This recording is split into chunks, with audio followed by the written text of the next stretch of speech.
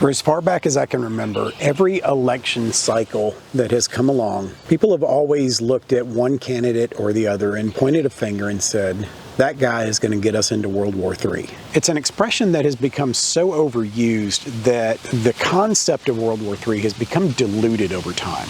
And the fact is that world wars typically don't start because America elected some megalomaniac into power and he decides to push the button. Usually the way it goes is somebody in some other country decided that he didn't have enough stuff and decided to go take someone else's stuff. And the country who he decided to take stuff from is a friend of ours, and we're tired of seeing our friend getting kicked around, so we get involved. Problem is that other country has other friends that see us get involved and they want to get involved too. Rarely is it ever about any one individual, but a lot of people that know a lot more than I do have been saying with utter seriousness lately that we are as close to World War III as we've ever been. The situation going on in the Middle East right now involves a lot of very powerful people in a lot of countries with a lot of money and influence, and a lot of them have very powerful friends. So while they may be small and not have a traditional military, or if they do have one, it's very small, they have clearly shown that they can call in markers and get their friends to come and do their bidding. While another world war will not be fought in the traditional sense of military against military, and the chances of some kind of military skirmish actually happening on American soil is extremely unlikely, there are ways that a situation like this will impact every citizen around the world. But I can only speak to what happens in America. That's what I know, it's where I live. But in most westernized countries, it'll be the same way. So anytime there's a large war effort, there are certain restrictions and conditions and limitations that are put on the civilian public. Things that we didn't sign on for. People that didn't join to fight in the military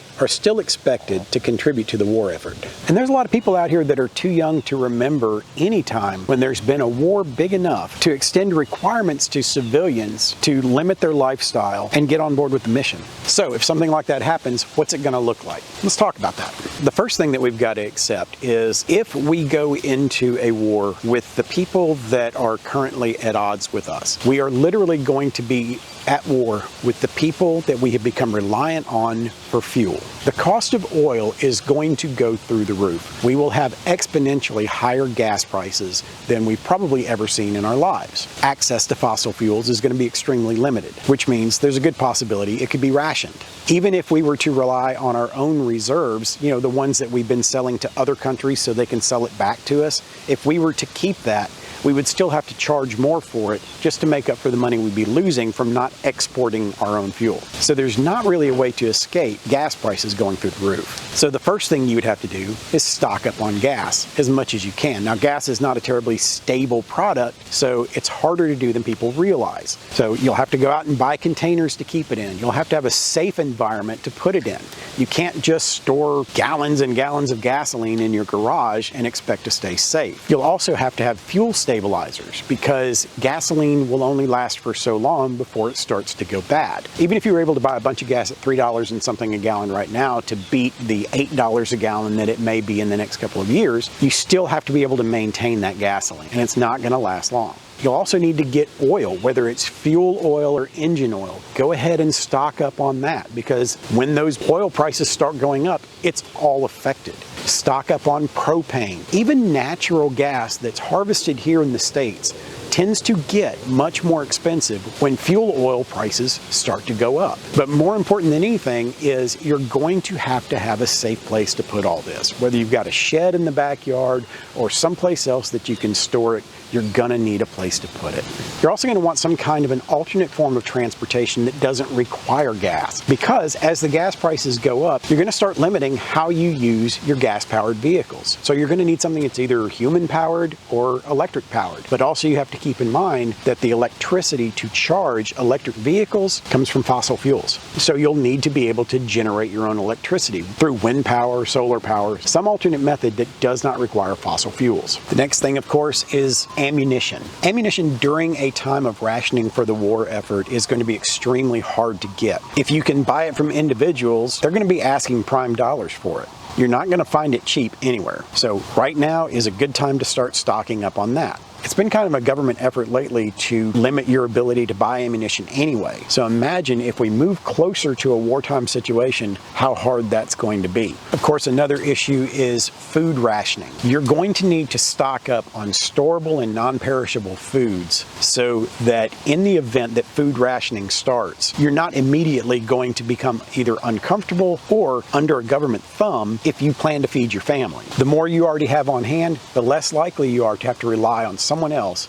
to get those supplies that your family needs. Buy your canned goods. Buy your long-term storable food. Go ahead and get those things while you can still afford it. Because I can guarantee you that if we were to enter into a global war situation, getting storable foods is going to be almost unattainable by your average citizen. You're also going to want to buy products like powdered milk and powdered eggs, those staple products that are going to be harder to find.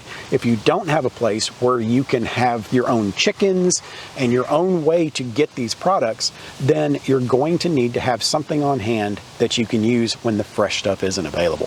Setting up a prepper's pantry where you have dehydrated, freeze-dried, canned, storable foods is never a bad thing.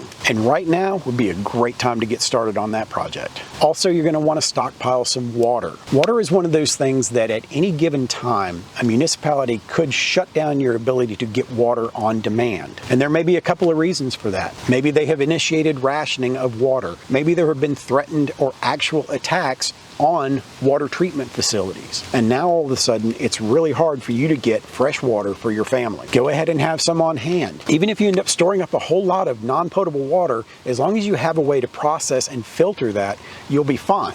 Don't wait until that tap stops running before you realize just how important readily available water is. Get you a way to generate your own electricity, whether it's solar generators, wind power, solar power, some way that you can create your own source of electricity. Grid attacks or threatened grid attacks could lead to power outages. Low fuel supply could lead to brownouts or blackouts. At any point, you might find yourself sitting in the dark, unable to generate enough power to do even simple tasks. Having the ability to create and store your own electricity will be invaluable. And that's not something that you should wait until a disaster happens to be thinking about. Every household should have some sort of power storage and generating capability. How many times have you been left in the dark based on a simple storm or just some random incident? Maybe a guy down the street ran into a power pole and now it's 3 days later and your neighborhood still doesn't have power. If you have some way to make it yourself, you're not going to worry about it near as much. When it all boils down, there is a good possibility none of this will happen. Maybe calmer heads are going to prevail, and we're all going to come out on the other side of this better for it. But we also have to keep in mind that the world is a very damaged place. There's a lot of people out there that are just not willing to sit down and talk and work out their differences. They would much rather hammer it out on a battlefield or in your neighborhood. So what we have to do right now is we have to prepare for the worst and hope for the best. Let's hope that the world's leaders can sit down, have some rational conversation, work out some differences, and let's come through this thing maybe making the world a better place. But while all that's going on, go out and get those extra little things that you need to take care of you and your own in the event that things do get bad. War doesn't have to happen. We've been on the cusp of conflict so many times and we've managed to get past it. Sometimes we don't. But we all have a duty to ourselves and our loved ones that we should be able to get by without anyone else's help. That's the whole concept of disaster preparation. Get through the lean times, get through the hard times, and wait for the world to sort itself out. And if we can do that, we'll have a much better time trying to deal with hardship. So in this very difficult time, as we lead up to Thanksgiving, I wish you and your families the best. I hope that you're all grateful for what you have, and let's make sure we're all doing our part to create a better future for everyone. That's it for this one. If you enjoyed the message in this video, please like this video, subscribe to the channel, show your support, leave a comment down at the bottom. Do those few things that people right now seem to find extremely challenging on YouTube for some reason. Do those few things and you can help this channel out tremendously. It keeps me inspired, it keeps me motivated, and in so doing, I can bring you more of this kind of content. That's it for this video, and until the next one, prepare for the world that you live in, not the one you wish existed. We'll see you next time.